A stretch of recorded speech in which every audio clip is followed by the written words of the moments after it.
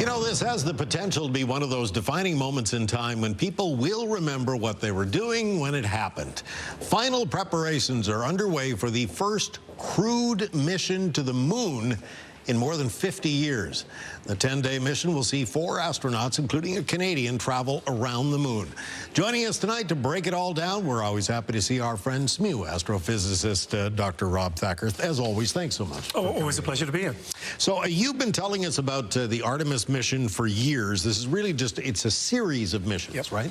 This is 2. Yeah, so the first one was literally no one on board, just send the spaceship around the moon, test it, see whether that worked. Artemis 2 is the next step up. Let's test the spaceship with a crew on board, see how everything works. And then Artemis 3 is the one that everyone's waiting for, which is where they go down to the surface. And so what kinds of things, is Artemis 2 doing to prepare for Artemis 3? So it's really about testing the capsule, the Orion system. That's the main focus of the mission. There's a reasonable amount of other space experiments going on. There are some CubeSats that are going along for the ride as well. But it's really about testing how Orion works in space with people on board, testing all of the life support, testing things like how the toilet system works, which is pretty significant. It is, yeah, that would be important if you're up there. And so all of those things have to be done. It's one thing to send an uncrewed probe around and see how that does. It's another thing to put people on board. So I understand, so they're going to launch, they're going to go around the Earth a couple of times and then head to the moon?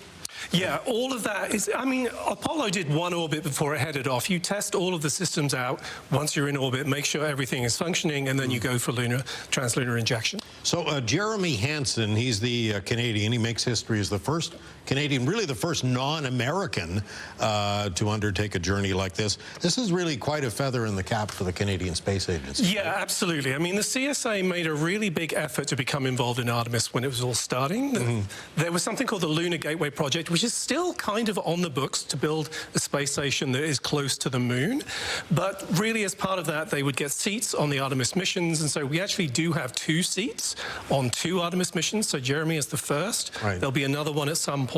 And that's all a big part of being involved in the next step of lunar exploration. So his backup for this journey, if he gets sick, is a woman named Jenny Gibbons. Are either of them confirmed for Artemis 3, or has that not been decided yet, or how does that? So there's a lot of questions about the Artemis 3 crew, because this is going to be the first mission down to the lunar surface. Sure, yeah. And there's a number of questions about when it's actually going to fly, and because of that, they haven't announced who's going to be on the mission itself yet. They haven't announced the crew. Okay. People think they may make an announcement if Artemis 2 is successful fairly quickly, but we need to remember that there are also European Space Agency seats in the Artemis program as well. But most people think it'll probably be 4 Americans.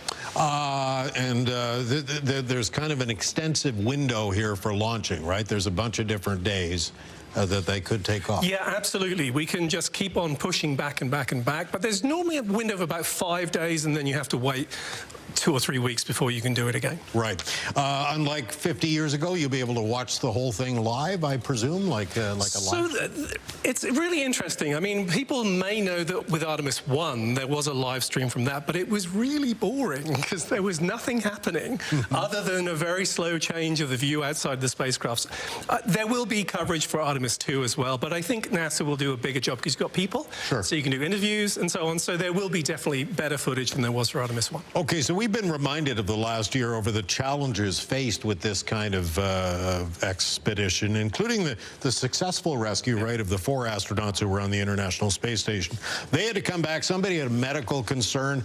This is always the fear, right? There's no hospital, there's no ER in space. Something goes wrong, you've got a big, big problem. Yeah, absolutely. But remember that technically you're not actually that far away when you're in Earth orbit, right? It's fairly quick to get back home if you have an emergency, and they obviously have effectively a lifeboat on the International Space Station all the time if they needed it. Right. With Williams and Wilmore, they were stuck up there for so long because nothing was really wrong other than the spacecraft were coming back. 9 months or something, right?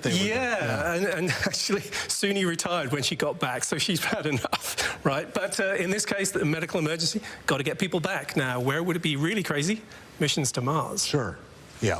All right, so just before we let you go, a lot of people this week looking up in the sky, enjoying the northern lights, which is something we don't see a lot of here in our region.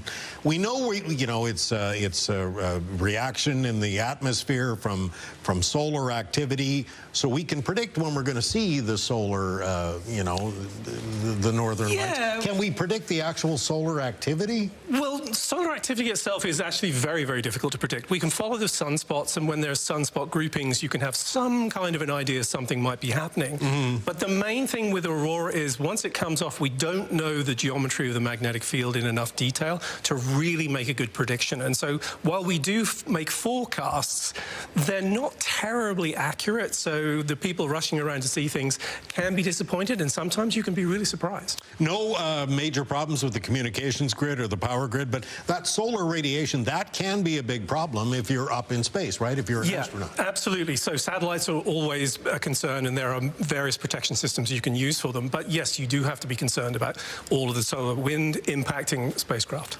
Rob, we'll have to leave it there. Thank you for joining us. SMU astrophysicist Rob Thacker sharing his thoughts in the successful rescue of a crew from the International Space Station and the upcoming launch of Artemis 2 en route to the moon for the first time in half a century. Stay with us. We will be right back.